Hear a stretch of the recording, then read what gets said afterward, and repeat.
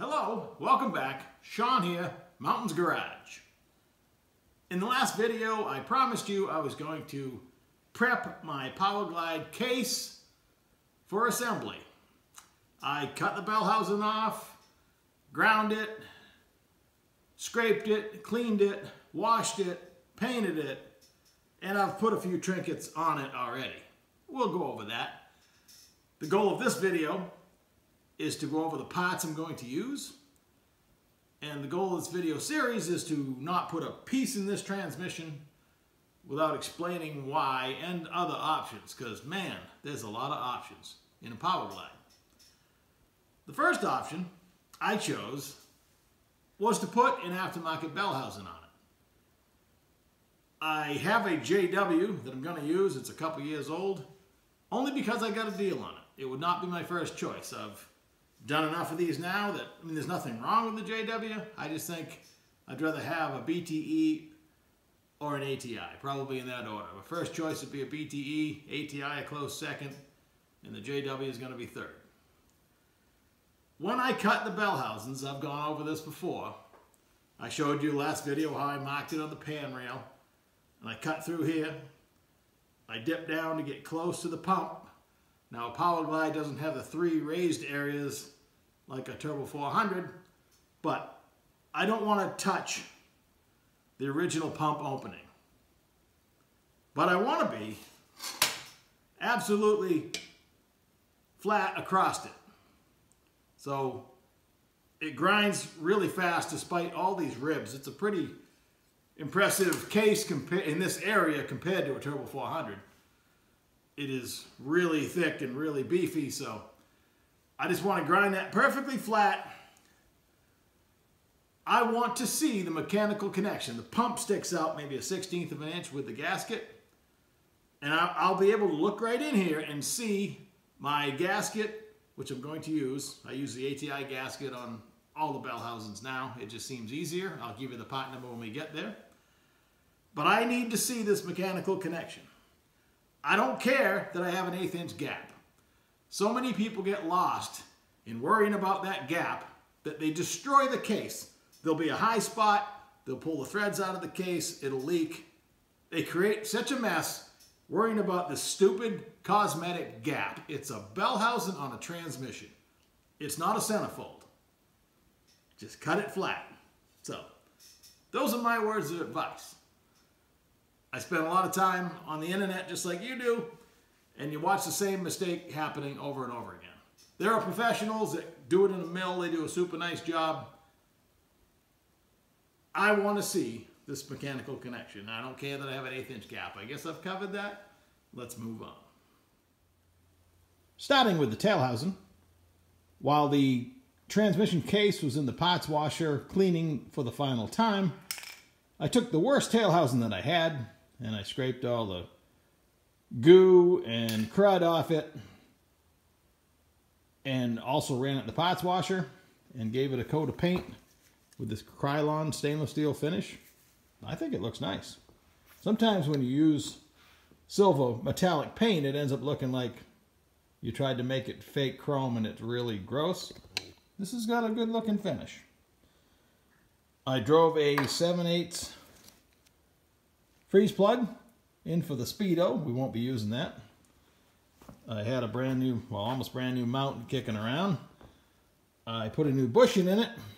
When I do the bushings, I've mentioned this before, that puzzle piece connection, I like to put that at the top when the transmission's in the car. Does it matter? No, but it does to me. So I'm just ready to put a seal in this and we'll be good. We'll put that out of the way. This is the bushing kit that I'm using. That's the part number. Comes with 7 bushings. There's not that many in a Powerglide, so you might as well change them all. They're all pretty easy. I have this TCI bushing kit as well. I like it better because, even though I've never opened it, inside is the wedding band. So when I get to the input shaft, I'll probably use the new one. Same story down inside the case. I put a new bushing. I put retaining compound on both bushings. I didn't mention that when I talked about the tail housing.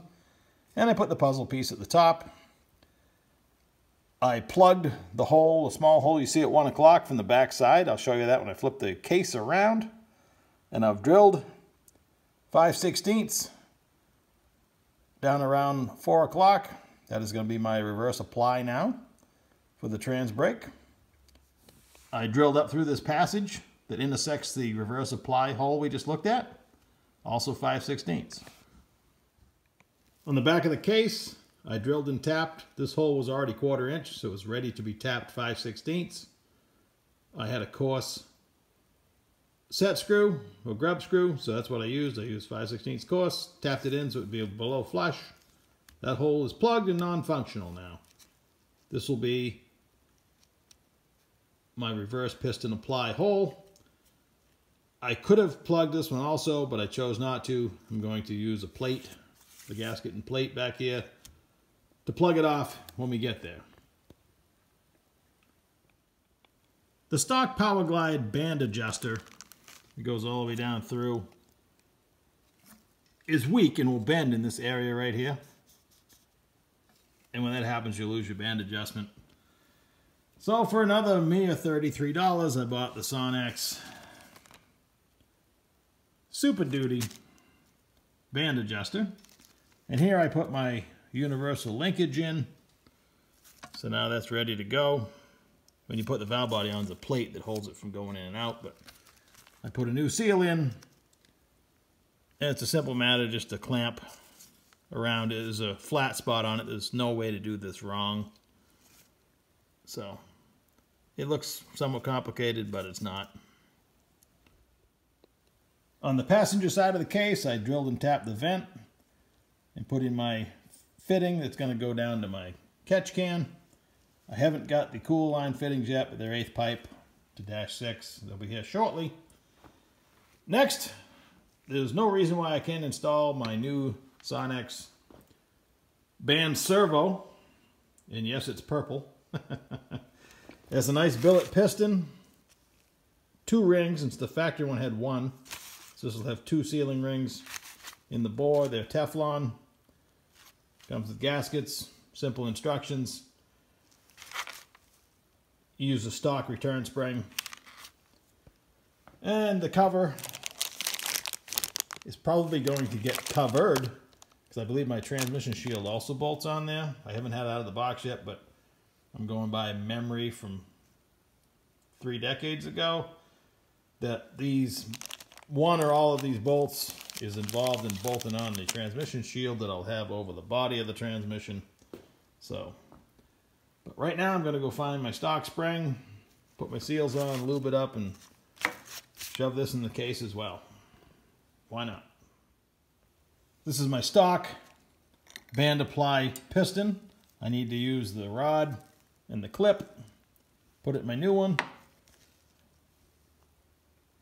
There's no need to worry about release of the low gear band, because this is going to stay on when the trans brake releases. So there's no super trick here about having it release fast. The only time you have an issue is this releases for high gear and the clutches come on, so you want that to be nice and crisp. So in that case, timing could be changed by the pressure of the spring, but I don't believe there'll be an issue. So if there is, we'll worry about that down the road. Just something to be aware of. This dual ring servo piston kit is an upgrade over stock. Sonex has some really nice ones. They've done a lot of research, and they have one that supports the pin in the cover as well. They've done a lot of work. Sky's the limit here. I was just looking for a nice upgrade, so I swapped this over. The ring's a scarf cut, nothing to it, lots of lube, simple clip. Gasket no ring on the cover, lots of lube. I've inspected my bore. It's all in nice shape. I'm going to loosely assemble it with these ugly bolts. And there's also a test port on the cover that I need to plug as well. The servo's all installed, and I've set the case on the fork that I have clamped to my bench. If you have a hole in your bench, now would be a good time to use it. Eventually I'm going to have to lower the output shaft, which is longer than a giraffe's neck. And it's going to, you know, obviously stick down through, so you can either chase it around the bench or try to work on it in this orientation. In the next video, we're going to stop talking about and installing clutches. I'll start with the reverse clutches that go down inside the case. And there's a set of clutches in the high clutch drum. Like all transmissions, you know, more the merrier to a point. So that'll be next. But at this point, I'm still trying to not scratch my paint job, and hopefully I get through the whole job without making it ugly, because I think it came out pretty well for what I started with. This was the ugliest of the three, well, at least tied for, you know, place and show. It wasn't going to win. I was hoping my gear set would have shown up today. I ordered it Tuesday, I believe. But it didn't. They've taken my money.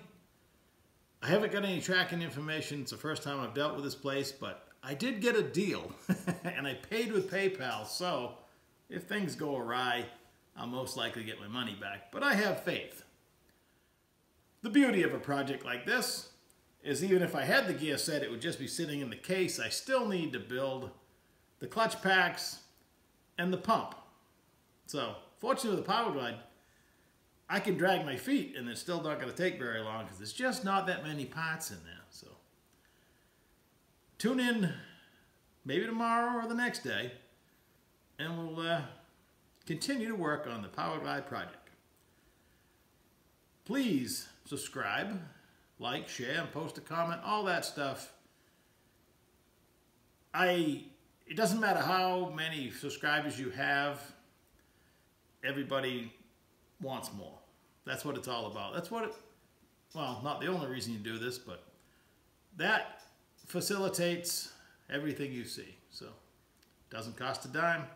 Click that button and follow along. I'll be glad to have you. Take care.